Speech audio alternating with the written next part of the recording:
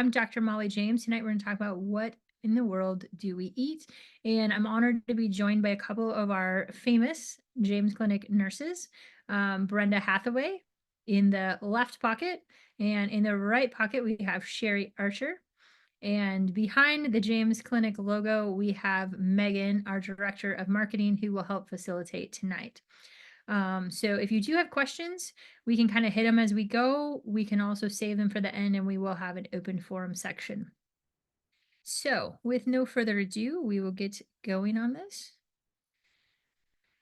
Um, all right. So the reason I thought this would be a popular topic is because if you watch the news, which probably most of us don't anymore, or at least we don't give it a lot of credit, there's all these sensational headlines. Eggs are bad for you, and too much fruit is bad for you, and the vegetables are bad for you because of this, and red meat is bad for you, and you need to be on a heart healthy diet. And then my favorite was when they had a ranking of the healthiest foods that came out, and literally Froot Loops were above steak. So we're dealing with that kind of thing. So we wanted to kind of get a fundamental from the James Clinic perspective. We're known as a clinic that cuts through the BS and gives you accurate information that you can trust. So this is a this is really the most important decision you make 3 times a day, because food is the most prominent drug in the highest dose that you'll take over your lifetime. And we can't stop. It's not like alcohol where we can stop drinking it. You can't just stop eating. So even our people with food addictions have to figure out a way to manage that, because you can't go without food. Um, so roadmap, what should you be eating? We're going to bust some myths about food. We're going to talk about why the government guidelines are absolutely wrong. We're going to go over food sensitivities and sorting out what's a sensitivity, what's an allergy, what's an intolerance. And then I hope my ladies here give you some examples. Does diet matter in cancer?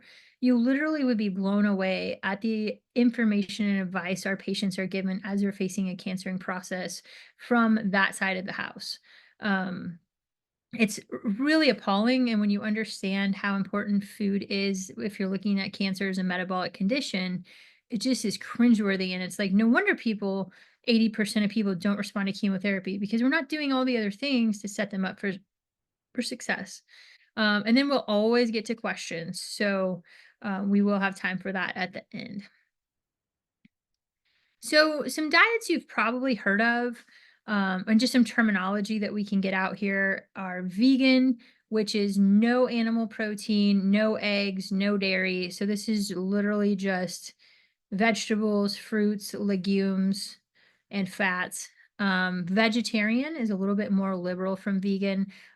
Most vegetarians incorporate eggs and milk and dairy and things like that, but they'll forego meat. There's some middle ground in there, like pescatarian or ovo pescatarian, that will add poultry and fish.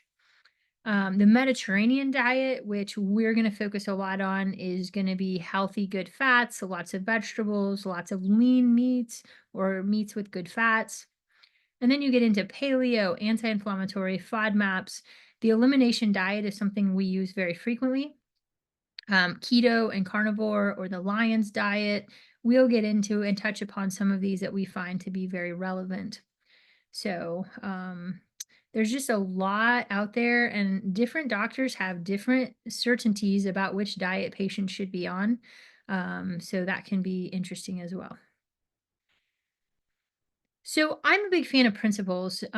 Every person listening to this has a different microbiome, a different digestive system, different enzymes, different genetics, different ways of reacting to food, but there's principles that we can all follow.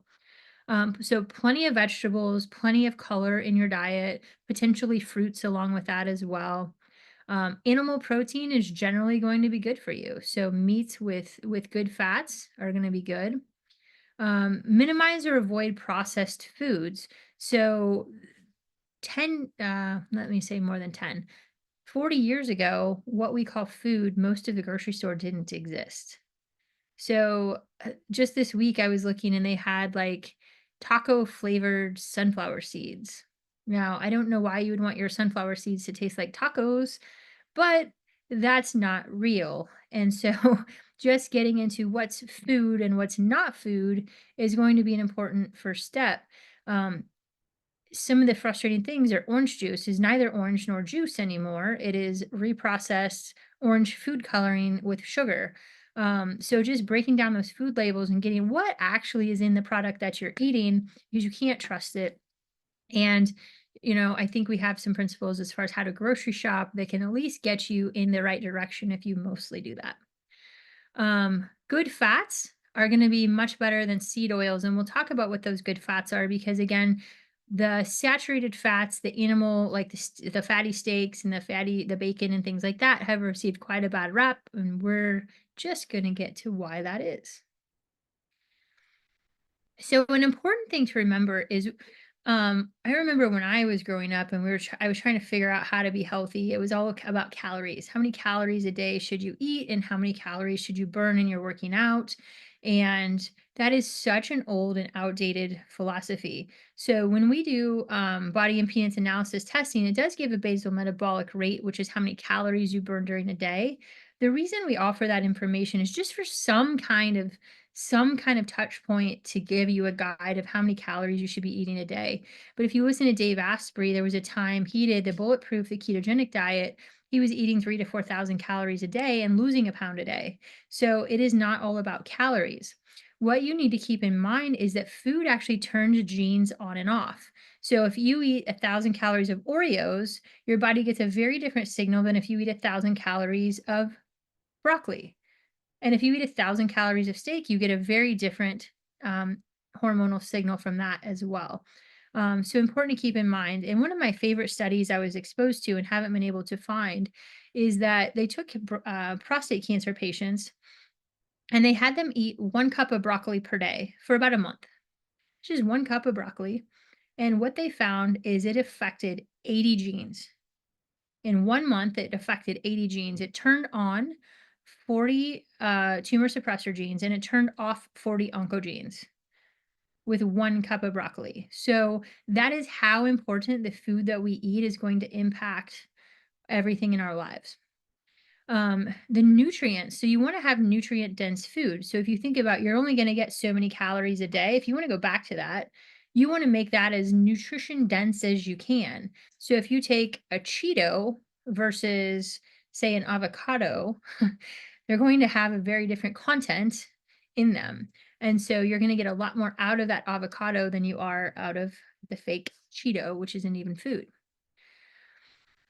So you can eat foods that are pro-inflammatory or anti-inflammatory. So everything you put in your body is either pro-health or pro-sickness. And so when you start to look at, are you having positive deposits in your bank account? Are you having negative deposits in your bank account based on your diet? Most of us want to have that positive balance in our bank accounts to get better. So having foods that are more anti-inflammatory are going to be really key. This is where supplements come from. Supplements are kind of an extension of food and herbs and things like that. So it leans more toward that side of things. Also, foods support detoxification. So when you look at the nutrients in our food, all of these go to support chemical pathways in the body. They're coenzymes. They have magnesium in them. They have just all of the things that are going to help, especially when we get into things like cruciferous vegetables and we're looking at hormones. Those cruciferous vegetables actually help us detoxify hormones from our body the same way different crushed up seeds do in the gut. So, or fiber, for example, the adequate fiber intake supports detoxification in the gut, supports a reduced rate of colon cancer. So, a lot of those kind of associations are out there. And it's important to remember the wrong food will gum up your system. So I tell people with metabolic syndrome, I'm not a gearhead, but you're flooding your carburetors. If you eat too many carbs and your body can't handle it, basically type 2 diabetes is your carburetors are flooded all the time and you never give them a chance to get caught up so the engine can't fire. I think that metaphor works, but if you know mechanics and I'm wrong, let me know. And I'll quit explaining it that way. So the wrong food it'll jam up your detox pathways. It xenoestrogens or endocrine disruptors get in there and they block the pathways. They slow down our body's natural processes and increase toxicity over time. So, general guidelines, again, these are kind of the basic fundamentals, and then we customize this for every person. The first thing we want to do is minimize insulin spikes. And you're going to see from the right, this is an excerpt from the Glucose Goddess. This is one of my favorite people out there. I think she's really revolutionized the way we look at things. And this is a continuous glucose monitor. And you can see in the top um, curve, that's fasting blood sugar coming in from the left, right here. And then it's eating pasta followed by broccoli. So when you eat the pasta, the refined carbs first, you see quite a high spike into the red zone, and then you can see it drop off later. Where if you put that broccoli first, look at that, it totally changes the signal, the release of the carbs. It changes that hormonal release from insulin just by changing the order of the food. It doesn't even change the content of the food. So learning how to eat to minimize insulin spikes should be taught in all of the schools, in my opinion. Again, nutrient dense food is going to be a theme you're going to hear over and over. You want to be high in good fats. So there's a book called The Obesity Code by Jason Fung, and he really goes through and breaks down. He's a nephrologist in Canada. And so a lot of his patients coming in need dialysis because they have high blood pressure, they have diabetes. And so he does a lot of reversing this. In his book, The Obesity Code, he really goes through why a lot of diets out there do not work. They just make you hungry because if you're eating a low fat diet, you don't have those good fats to satiate you. And we need the good fats and the cholesterol for our skin, for our brains, for our hormone production, and all of that. So, this heart healthy diet where everything's fat free, this and fat free that is such a misstep. If you have something fat free in your fridge, pretty much go throw it away when we're done because all they do is strip out the fats that make you feel full and replace it with carbs and artificial junk so that it tastes edible still. Adequate fiber. This is something very few of us get. I believe in the US, women should be getting 25 grams of fiber and men should be around 35 to 40. Does anybody know what the average fiber intake an American is in this country? Go ahead and put it in the chat if you do. Um, Anybody have any ideas? The average fiber intake in the United States. So 25 and 35 grams is our goal. It's usually 5 grams. So this is why we have an epidemic of GI issues, colon cancer. That fiber really helps detoxify the colon by pulling stuff into the stool out of the colon cells and keeping it moving through. So adequate fiber is something I talk to a lot of people about. We do stool testing, and so we can tell if you have adequate fiber intake or not based on that, even if we don't have it from your diet. And then periods of fasting are good for you. So we've been told for the last 20 or 30 years to eat 5 or 6 small meals a day. We've been told to eat constantly all the time and get a little bit of intake all the time. So you never have a big meal that stresses your system. It couldn't have been more wrong. So what we know now is that you have periods of digestion and you have periods of detoxification. And it basically takes you 4 to 6 hours to digest your food. And then anything after that in your fasting period, your body's cleaning up the damage. So you really have to get 4 hours past your meal, then is your detox period. So people who've incorporated intermittent fasting really give their bodies a chance to get caught up and to clean up after the meal. We clean up our kitchens after the meal. We clean up our dining room after the meal. We need to clean up our bodies after the meal too. And having when we look at the old way of eating breakfast at 8 a.m., lunch at noon, dinner at 6 p.m., there were windows between our meals where you were not eating and snacking all of the time. That turns out actually seems to be better for you. So just getting rid of that snacking and grazing and those bad habits is going to be really key to transitioning to a better diet. All right. So what is the difference between food allergies, intolerances, and sensitivities? And I like to get this really precise because we deal with this a lot. And again, I don't want allergists coming back saying, hey, you misused the term allergy. This person doesn't have an allergy. So let's break it down. Um, Maybe we're not going to break it down there. I thought we had slides on that. Okay, so food allergies are going to be an IgE response to food. So that's the allergies you get when the lips swell up, the airway swells up, you get hives. This is going to be peanuts is the common one. Um, Gluten, you can actually have an allergy to gluten, but this is the response. It's an IgE mediated mast cell response where there's massive release of histamine, there's an immediate hypersensitivity reaction, and the treatment for that is going to be number one, emergency management with things like an EpiPen, steroids, antihistamines, and complete avoidance of the food. So this has changed American classrooms because if they have a kid who's allergic to peanuts, like nobody in the entire room can bring peanuts for anything. So we do have a handful of people that we work with that are very allergic to things as well. This is a fairly new phenomenon in the last 20 years or so. Didn't see that as much when I was growing up as a kid. That was a rarity. So something's going on. Food Hey, intolerance. Molly, Dr. Yeah, James, yeah. the slides to explain each of these, I just checked. It looks like they're about 3 or 4 slides down. Are they? I don't Okay, know so I'll how scroll they, down. So thank you. one more down, uh, right there. Oh, there we go. Okay. Um, And then Okay, there you there we go. go. So that's a food allergy response. So the initial contact with the allergens creates this pathogenic response in the body that's predictable and we can test for it. This is where you get the skin testing and scratch testing of the skin and things like that. Food intolerance is actually where you lack an enzyme to break it down. So the most common one people think of is lactose intolerant. And a lot of people tell me they have a problem with dairy when really it is a root problem of gluten because if you think of the gut as fingers in the wall, lactase is made kind of midway down those fingers.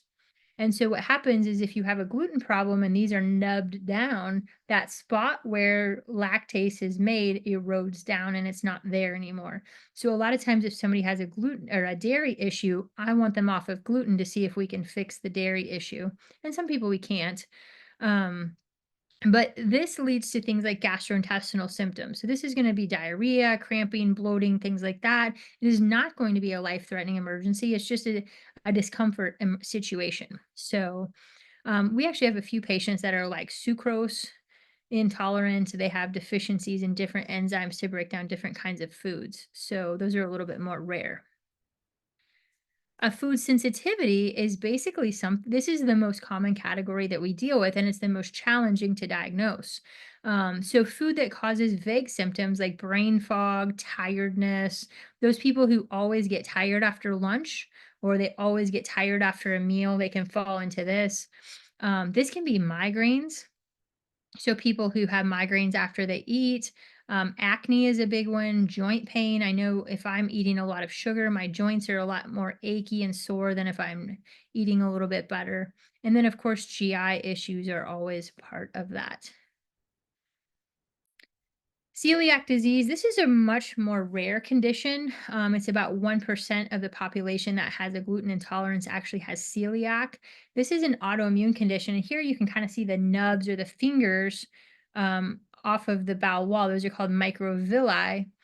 They literally nub down and erode if you eat gluten. And so this creates kind of a cascade of inflammation, abdominal pain, constipation or diarrhea, malabsorption. So they can have nutrient deficiencies, and then it continues to snowball into symptoms of all those nutrient deficiencies.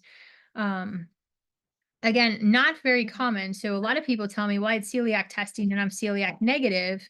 Well, you take gluten out, and when you add it back, if it makes you sick, I don't care what the testing says. You shouldn't be eating it. Your body is trying to tell you something. So, an important differentiator. I did want to mention, I'll go, sorry to scroll backwards. So, what is gluten? We talk a lot about gluten, and I think it's an important thing to know what it is so you know how to avoid it. So, if you look up here at the kernels of wheat, inside the kernel are the gluten proteins. And so, if you break it down and look at it under a microscope, it looks like gliadin and glutenine and they basically enmesh and go together. And if you look at the bottom right, it creates this big protein. And the bigger a protein is, the more allergenic it can be, the more points it has for us to make antibodies toward to respond. And so this is where we get in trouble because the wheat of today has many more proteins than the wheat that they had in like ancient Israel. Or you may have heard of people who go to Europe and they'll eat bread all week and lose 10 pounds and no GI issues at all. And they'll come back here and be really sick. That's partially the gluten and it's partially the glyphosate. So, but it's important to know what gluten is so you know how to avoid it, because it is one of the places we start. Um, the double-edged sword with gluten is number one, it's in all the foods that are really delicious. First of all, like brownies and baked goods and pasta and bread. So we really crave it. On the other side, it has really no nutritional value whatsoever. It's just empty carbs. So you're not going to miss anything critical in your diet by getting rid of gluten.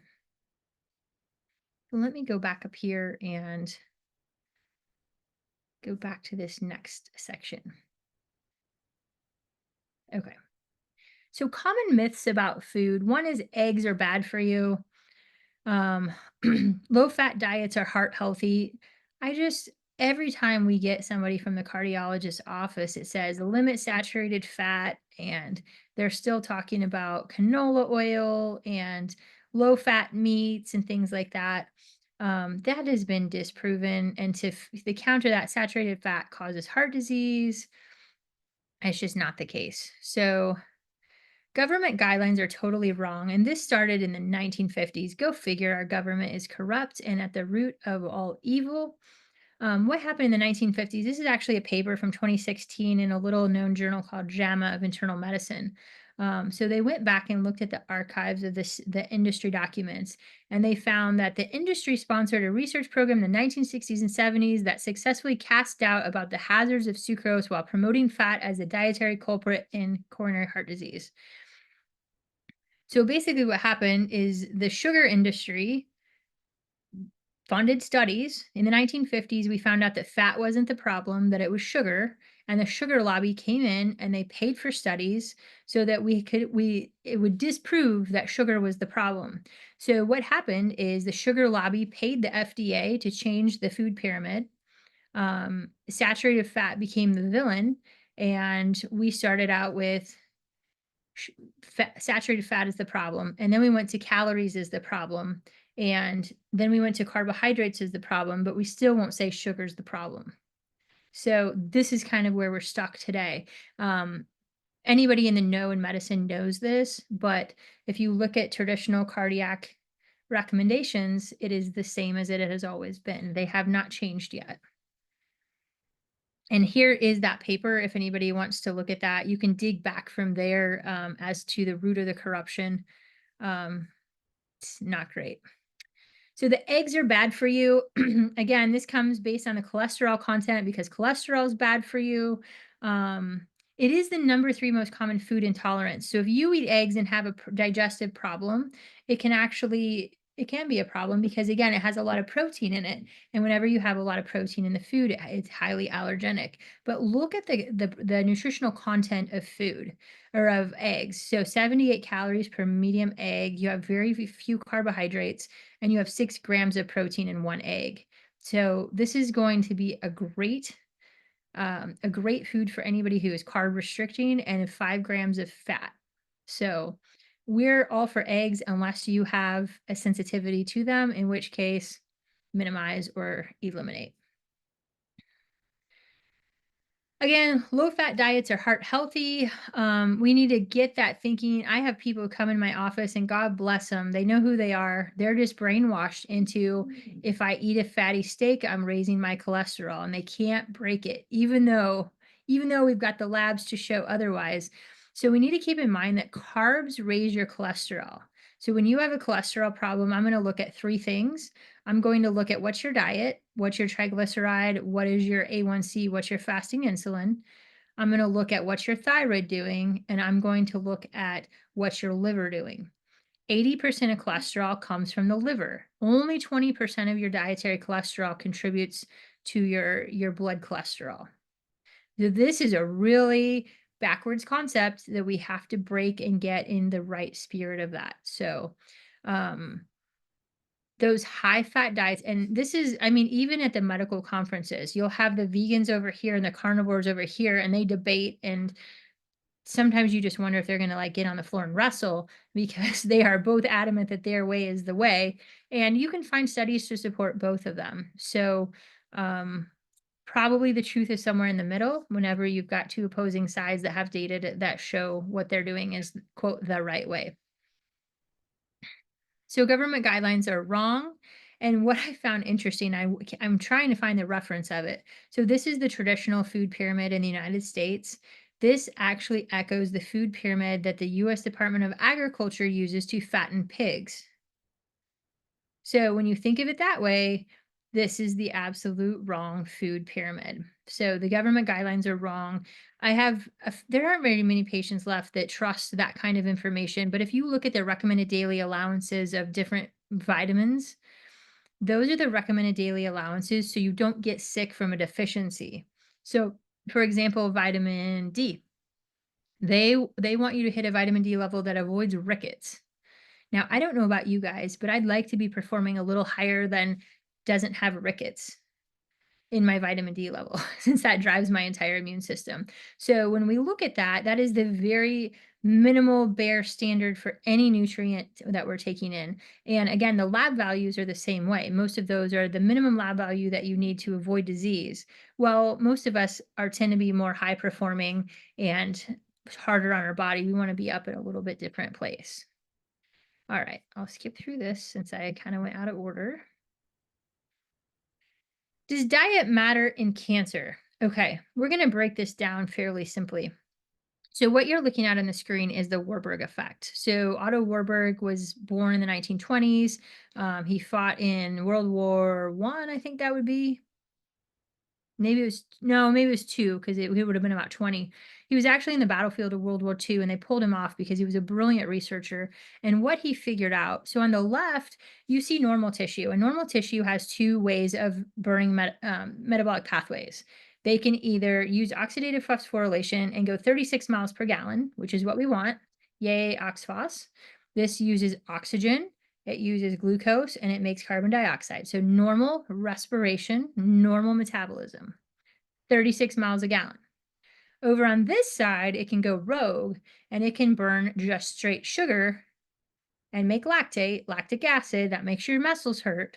You get 2 miles per gallon. Now, I don't know if you pay for your own gas, but I'd rather get 36 miles a gallon than 2 miles a gallon. However, in cancer cells, what happens is it can do either one.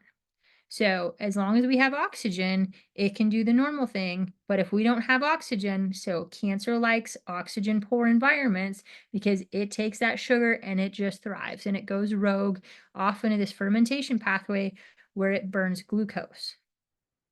So insulin and glucose drive that pathway and keep those cancers going and keep them alive. So, yes, he won a Nobel Prize for discovering this. Thomas Seyfried has now built on that. And if that doesn't convince you, anybody who's had cancer has probably had a PET scan. That was a relatively new technology when I came through as a resident in 2003 to 2010. Now, pretty much if you sneeze in a hospital, you're getting a PET scan. What they do is they tag a glucose molecule with a nuclear tag. And what they do is they track it and it goes and lights up the cells that have the highest glucose uptake. Now, how can you possibly order a PET scan knowing this is the technology and tell patients it doesn't matter what you eat? We're literally using glucose to feed tumor cells under a camera to look at them to detect them.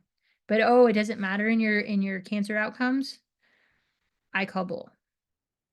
So, that's where we stand as a clinic. And there, I will say this, it's more complicated than that. But the metabolic breaking of the cell is the number one problem. Then it makes it vulnerable to genetic changes, to other issues. So it is a complicated thing, but this is the root of the matter. Um, But it does get a little bit nuanced, and that's why I wanted Brenda and Sherry to come here. So, does diet matter in cancer? It absolutely does. And we're generally moving toward one of three things: a low carb diet, a nutritional ketosis diet, where we're in mild ketosis or bouncing into ketosis every day, or deep therapeutic ketosis. And there are different cancers that respond to different levels of ketosis. Um, there's also an even more complicated process, though, where you look at genetic SNPs. So, SNPs are single nucleotide polymorphisms. These are pieces of the genes that express different things. So, certain SNPs, there's a SNP that if you eat a ketogenic diet, it turns protein into carbs. Those people probably don't want to be on a high protein diet. Those people maybe need more of a low carb Mediterranean diet. We know prostate cancer and hormonal cancers are driven by the hormones in animal proteins. So we're going to maybe put them on keto, but maybe a little more of a Mediterranean spin to that, and making sure we're really focusing on getting those green leafy vegetables and things in with that, as opposed to a ketogenic diet that looks more like cream cheese and bacon and cheddar cheese and steaks. So there's variation within that where we're going to focus and drive people to go.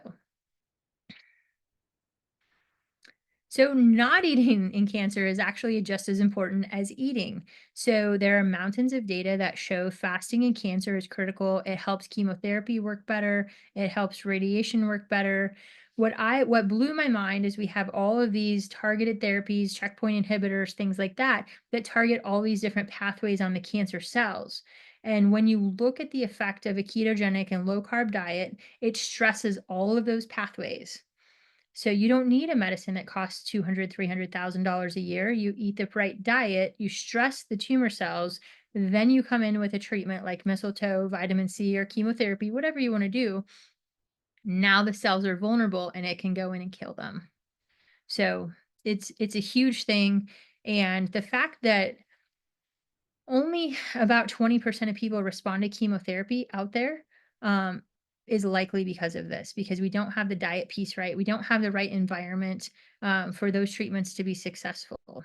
So, when you're fasting, it induces apoptosis, which is cellular turnover, autophagy, which is cleaning up the dead cells, getting rid of, taking out the trash, basically, which we really need in a cancering process. Again, it's also chemosensitizing. So we recommend our patients, if they're going to be doing standard of care therapy, they fast 24 to 12 hours before chemo and 12 to 24 hours on the backside of chemo, so that that works as well as possible. That was a lot of talking by me. So I'm going to turn it over now. I will just point out, make sure you're following us. Our different sites are here. So if you're on Twitter, at James_clinic is the more professional side of life. At Malls James is me personally, where I get a little snarky with people. Instagram at James_clinic, and then there's our website. So make sure, if you're not already, make sure you follow us. And yes. Okay, perfect. So I'm going to stop sharing this now. And um, if you have questions, go ahead and raise your hand and we will. It looks like we have one. I'd like our nurses to introduce themselves and a little bit of background about what they do here at the clinic and kind of why they're here tonight.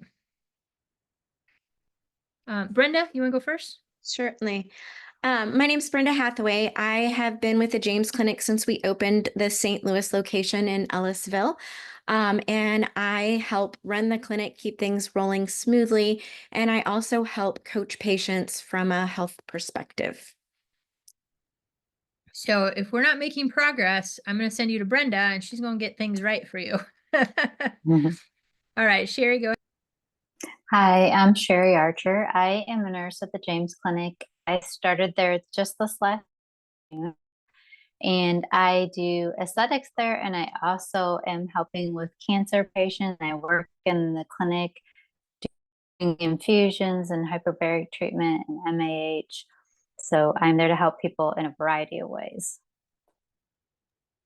And Sherry's really stepped up. Brenda runs our the weight loss piece of it. So if you're on a tirzepatide shots or any of that, Brenda's really your gal. And for our new cancer patients, you're probably going to see Sherry as you're coming in the door and getting right with your diet. That we all work as a team, but that's kind of how we're breaking out.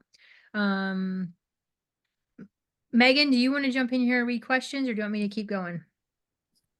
We do have 2 questions that I will present here. So the first one is, what type of labs are most helpful for detecting the right diet? So that's a vague question, or a vague answer, I should say. To me, the first thing is checking for inflammation and checking for insulin resistance, because that is really the silent killer for people right now. That's where I start. And then we just understand what we're treating. So if you're there just for health and weight loss, we're really going to focus on the carb intake and getting the nutrients right. If we're dealing with a cancering process, we're going to get a lot more focus on specifics around that, versus being a little bit more liberal if you're going for weight loss. So it depends what we're treating and what our goals are.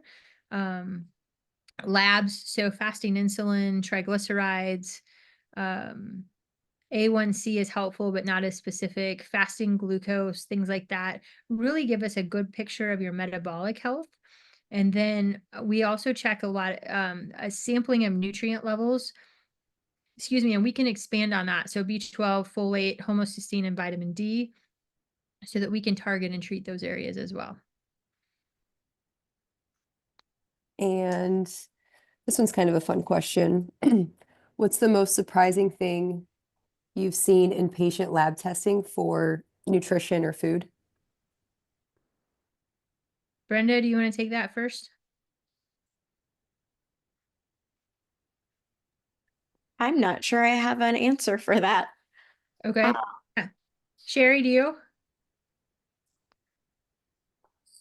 Not necessarily. I guess one thing that I was learning in this recent fast that I did to monitor our ketosis was that certain foods can trigger different people a different way.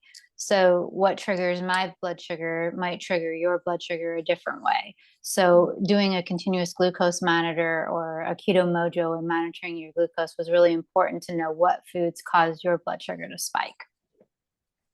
Yeah, that's a good one. So the most surprising thing I've seen is probably 2 or 3 things. We've seen people who can't lose weight and their A1Cs are normal and their fasting glucose is normal, but their insulin levels like 50, 60, 100. And so this is the silent thing that most clinics don't check. Well, if you have huge insulin levels that are giving a hormonal signal to your body to store, you can't lose weight with that kind of force that's trying to put weight on you. So reversing that. So that's a big one for me. And then the second one is I've seen people with B vitamin levels in the toilet and their homocysteine level. Your homocysteine level should be about 7, above 10 or 11 is high. I've had people 30, 60, I've had them up in 220 range. And so replacing their B vitamins, it's amazing how much better they feel on that. So those are probably a couple of the surprising things I've picked up by doing this. Yeah. And is lab work and stool testing part of becoming a patient? It is. So becoming a patient is a 4-part process. So step 1 is you have an intake with one of our patients or one of our nurses. So they'll do a very thorough background, get your chart built out, make sure we know your supplements, your prescriptions, your medical conditions, your allergies. And then you meet with one of our clinicians. Once we meet with you, we generally order labs. So some people come in with labs. So we usually fill in the gaps of any labs you haven't had in the last 3 to 6 months. Stool testing is pretty standard for us unless somebody just absolutely has no GI issues. We do individualize all of this, but that's pretty standard for us. And then the third appointment, you come in and we go over the blood work. And then the fourth appointment, you come in and we review the stool test or any of the salivary tests or the urine tests that we order, any genetic tests. We go over all of that at the fourth visit. And by that point, you should have a pretty good picture of what's going on and what we need to focus on and how we need to follow up on all of those issues. And one more question that is in that same realm. Does nutrition support with your team come with being a concierge patient? And virtual options. I think they're asking if there's a virtual option available for that. Brenda, you want to take that? Yes, it does. Yeah. And there is a virtual option for that. And actually, to go back to that whole lab or what have you seen, I recently had a patient who, was dialed in on all of the things, like they were diet, they exercise, all of the things, and not losing weight. And there wasn't a lab value we could associate with that. It turned out to be the diet soda. Just saying, it's killing the GLP-1. But yes, absolutely. Coaching is a piece of that, especially if we need to deep dive just to tune in some stuff. And I'll be honest, sometimes that comes later because um, people aren't used to the kind of care that we give. It can be very overwhelming for people who are used to insurance model where they go in and get 7 minutes and one issue and leave with a prescription because we're so thorough. It can just leave people um, with a lot of question, like they're not quite sure, right, to catch all that information that they're not used to hearing. So we've designed a process where we go back over it again and again, but then we give them a chance to make the changes that we recommend out of the gates. And then when they get a little further down the process, really to me, that's when I like to introduce the coaching. Unless again, we individualize that for everybody, but sometimes it's better to wait on that versus sometimes people need it up front just to really make those changes early. And we have another question from Deanne. Is it beneficial to get an SNP test to assess which level type of keto one needs for a non-cancer patient? So the SNP tests, they're becoming more popular, and interpreting those is where the gold is. And that's the part we're still learning and getting up to speed with, because there's so many nuances to different SNPs. Um, so I don't think it's critical for a non-cancer patient to do it. To me, again, I'm using that more as if you had a keto patient with cancer that like can't drop their blood sugar or their A1C won't come down or they're still having high blood sugars. To me, I'm using it more for troubleshooting now, but it's just one of those things we have to be forced to start interpreting it for people. And once we do, it's just going to be second nature. So when I did it, I did a version of this about 8-10 years ago and paid about $1,200 for mine. Now it's down to about $300. So it's become much more affordable to get that information. So we can offer that to any of our patients. And from Daniel, what is an optimal fasting program for healthy adults? And does age make a difference? And the second part of that is how often should someone fast per year and for how many days? Sherry, do you want to take that one? That was kind of a broad question. So fasting can be, there's a variety of different types of fasting. And so like there is a really good detox fast that you may only do once a year to totally clean your pipes and be cleared out. Intermittent fasting is pretty much about a certain amount of hours. So maybe you don't start eating in the day till 12 o'clock, but then you end your eating by 7 o'clock. And so you have a fasting, non-fasting window, and that helps your body or function a little bit better and detox better. So I don't know if that was all of that question. That was kind of long. Yeah. So I'm a big fan of mixing it up. And the only people that I really don't want fasting right out of the gates are if they have really high insulin levels or if they have adrenal fatigue. That's a little bit much for them to take on early. So if I have somebody who's doing what I call the free for all diet, which is eat whatever you want to all the time, drive through, etc. Like starting with a 12-12 is a good way to go. Like the Glucose Revolution book to me is step one for someone who's just really has no plan at all because it's very doable and people notice within a week or two pretty profound changes and it's going to start to reset those insulin levels. And then we can go to like a 12-12. So 12 hours on, 12 hours off for eating. And then, as Sherry said, then you shorten that feeding window. So maybe instead of eating at 8 a.m., you slide it to 10 a.m., you slide it to noon, you make it more gradual. And then I kind of like the idea of mixing it up. So maybe one day or a couple days a week, you do an 18 and 6. And then maybe one day a week, you do a 24-hour fast. There are people who do like a 3-day fast every month, and there's people who do a 1-week fast once a quarter or once a year. So I wouldn't start with a week. My brother got pretty into it and he got up to doing 96 hours. So he does that about once a month and does really well with that. So that's again individualized and it depends where you're starting and how motivated you are. Jason Fung also wrote a great book about fasting, and what I like about that approach, I think it's something we need to normalize in our society because throughout human history, we've had times of feast and times of famine. And so we want to be able to go enjoy events like a wedding or a birthday and have a piece of birthday cake or have some wine and not feel bad about it. But then what you do is you turn around and you do a couple of days where you fast and you clean up the damage and let your body rest. Then you can do it again. So we do incorporate that. There are cancer clinics that do water fast with their patients for 30 days. And there's one report of a stage 4 breast cancer patient that was dying that came back tumor free at the end of like 30 to 45 days doing that. We are not there yet. It has to be very patient driven and patient motivated, and we can oversee those kind of things. But we're starting on the lower end of that. And DJ asked in the chat, he would love to implement, he or she, apologize, would love to implement fasting, but they have blood sugar issues. What is Yeah. the minimum fasting time to receive the benefits? I think you may have kind of answered that. Well, so if you have low blood sugar, you probably have one of two things. You either have high insulin levels that need to be reset, or you have hypothyroidism. I've seen those two things both cause hypoglycemia. So we can figure that out with our testing and know where you are and know how to begin that. But as you're resetting insulin levels, if that's it, you can swing low. As long as you're not on external insulin, you should never swing so low it's dangerous. So we can help you through that process as well. And that's a good tie into the next question, which is when would you recommend a continuous glucose monitor?